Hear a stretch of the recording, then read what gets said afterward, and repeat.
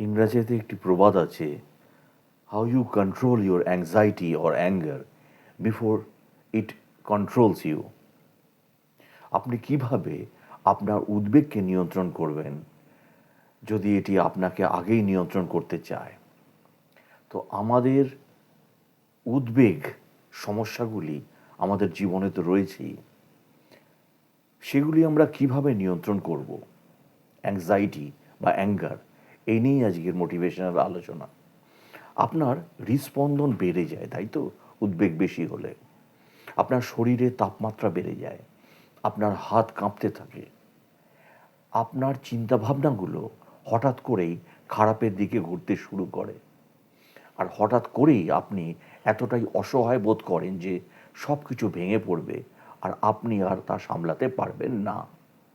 যখন উদ্বেগ গ্রাস করে তখন এটি এতটাই শক্তিহীন বোধ করতে পারেন যে আপনার মস্তিষ্ক এবং শরীর প্রায় মনে হচ্ছে ছিনতাই করা হচ্ছে, এবং নিরাপদ বা নিয়ন্ত্রণে বোধ করার জন্যে আপনার করার মতো খুবই কম থাকে।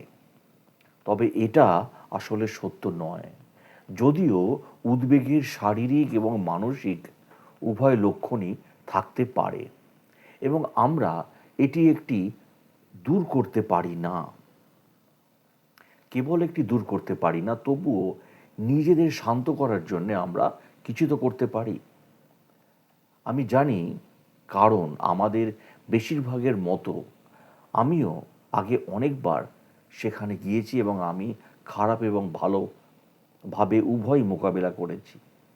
আমি আতঙ্কিত হয়ে পড়েছি, প্রতিটি উদ্বেগ, চিন্তা বিশ্বাস করেছি, নিজেকে দুর্বল বলে মনে করেছি এবং আমার অনুভূতিগুলোকে অসাড় করে দেওয়ার চেষ্টা করেছি।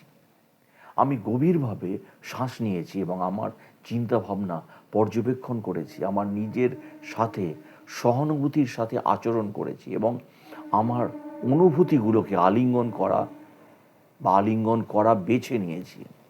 যত বেশি বয়স হচ্ছে তত বেশি উদ্বেগ সাধারণ, এটা স্বাভাবিক, এটা মানবিক, কিন্তু আমাদের এটাকে আমাদের নিয়ন্ত্রণ করতে দিতে হবে না। এগুলো আমার কিছু চিন্তা ছিল এবং আমার এটি আমাকে মনে করিয়ে দিয়েছে যে উদ্বেগ কতটা সাধারণ। পরের বার যখন আপনি কিছু উদ্বেগ বোধ করবেন তখন এই সান্ত্বনাদায়ক চিন্তাগুলো মনে রাখবেন। যদি আপনি প্রতিবাদ না করেন তাহলে এটা কেটে যাবে এবং আরও দ্রুতভাবে কেটে যাবে। এটা এমন একটা ঢেউ যা আমাকে আঘাত করতে দিতে, এবং যতক্ষণ না এটা চলে যায় ততক্ষণ পর্যন্ত এটার উপর চড়তে হবে। এর সাথে লড়াই করলে এটা দীর্ঘায়িত হয় এবং তীব্র ঘূর্ণিতে পরিবর্তিত হয়। যদি আপনি স্রোতকে কিছুক্ষণের জন্যে আপনার ইচ্ছামতো যেতে দিন বা যেতে দেন, তাহলে নদী আপনাকে ফেলে দেবে। শুধু এটার সাথে চলতে হবে, সব ঠিক হয়ে যাবে। আপনি এই পরিস্থিতি কাটিয়ে উঠতে পারবেন এবং ভবিষ্যতেও পারবেন, এবং এটি আপনাকে আরও শক্তিশালী করে তুলবে। আমি মৌখিকভাবে স্বীকার করি এবং আমার ভেতরের সন্তানকে মনে করিয়ে দিই যে এটা ঠিক আছে এবং প্রাপ্তবয়স্ক ভাবে এটাকে যত্ন নিতে হবে। এখান থেকে উদ্বেগের উদ্ভব হয়। একজন প্রাপ্তবয়স্ক হিসাবে আমি জানি যে কোনো সংকটের মুখোমুখি হয়েছি, তা থেকে বেঁচে থাকার সাফল্যের হার 100%। আমার ভেতরের ছোট ভয়, উদ্বিগ্ন, ভীত, অনিরাপদ বোধ করে, তাই আমি তাকে বলি যে এটি আমার নিয়ন্ত্রণে আছে। যাই ঘটুক না কেন আমি তা সামলাতে পারবো। আমরা সব সময় এক বা অন্যভাবে, যদি কিছু আমার প্রত্যাশা অনুযায়ী না হয় তাহলেও ঠিক আছে, উদ্বেগ কেটে যাবে এবং পরে আমি আরও শক্তিশালী হয়ে উঠব এটিকে কন্ট্রোল করার জন্যে। আমি নিঃশ্বাস নিই এবং নিজেকে পুনরাবৃত্তি করি, আমি নিরাপদ, আমি ঠিক আছি, আমি নিজের যত্ন নিতে পারি, আমি শক্তিশালী, আমি গুরুত্বপূর্ণ। এটি পুনরাবৃত্তি করলে আমাকে পুনরায় মনোযোগ দিতে সাহায্য করে।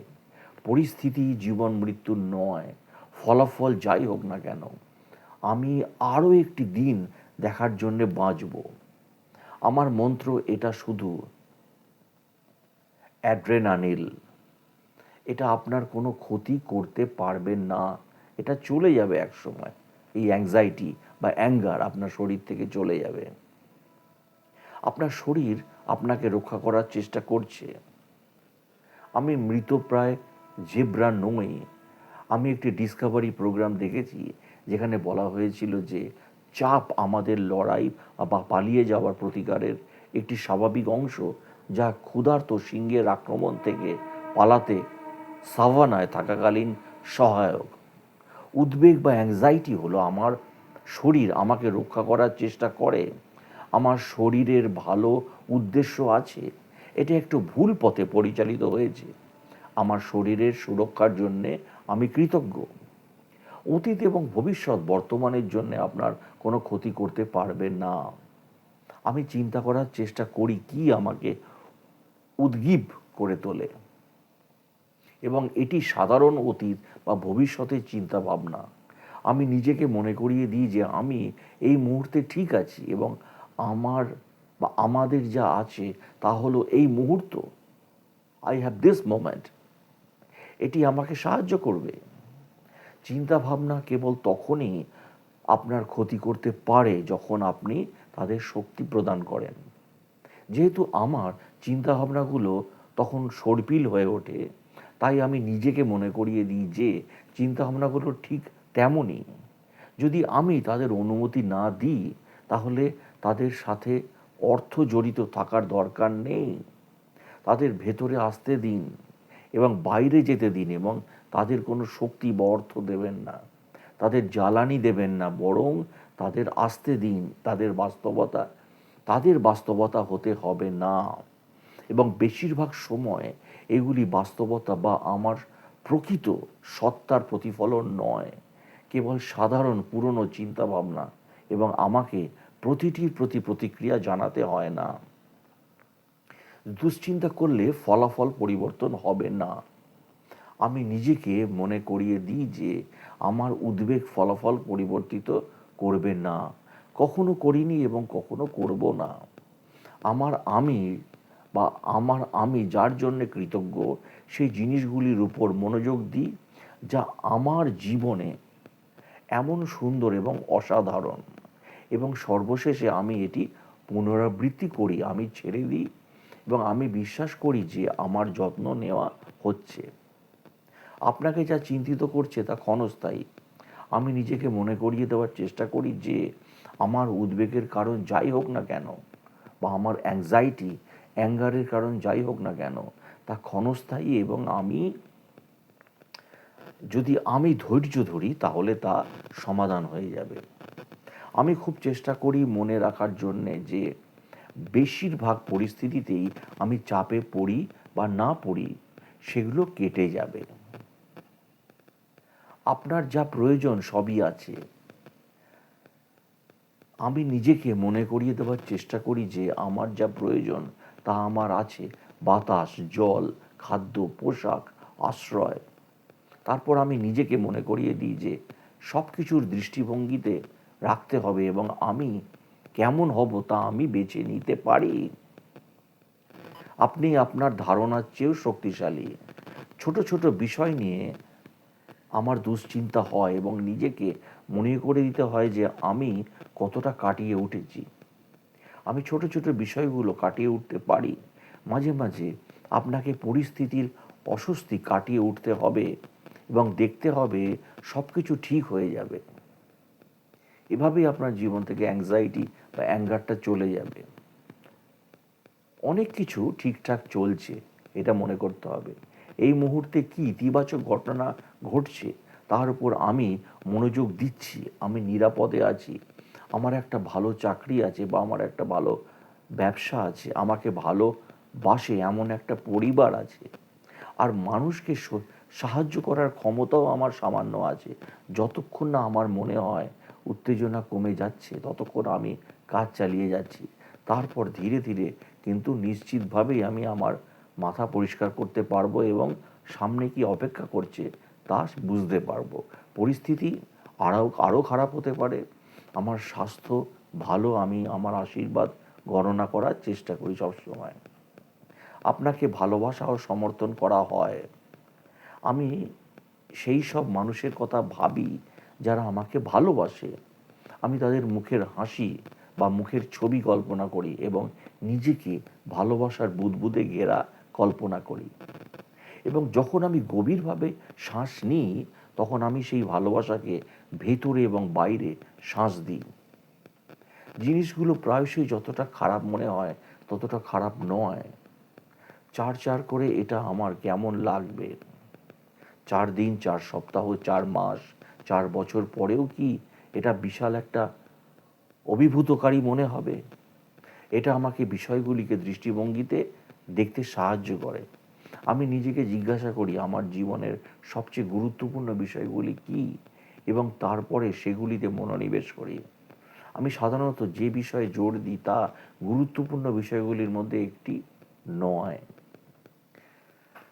আপনি আপনার নিঃশ্বাসের উপর মনোযোগ দিয়ে নিজেকে শান্ত করতে পারেন। আপনার মস্তিষ্ককে একটা সহজ কাজ দিন, বসে এবং শ্বাস নাও। দেওয়ালের দিকে তাকিয়ে থাকুন, নিজেকে সময়ের মধ্যে নিয়োজিত করুন এবং ধীরে ধীরে শ্বাস নিন। আপনি আপনার সময় নষ্ট করছেন না।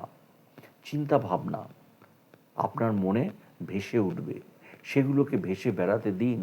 বসার সময় আপনার মেরুদণ্ড পুনরায় সারিবদ্ধ করুন আর শ্বাস জোরে জোরে নিন।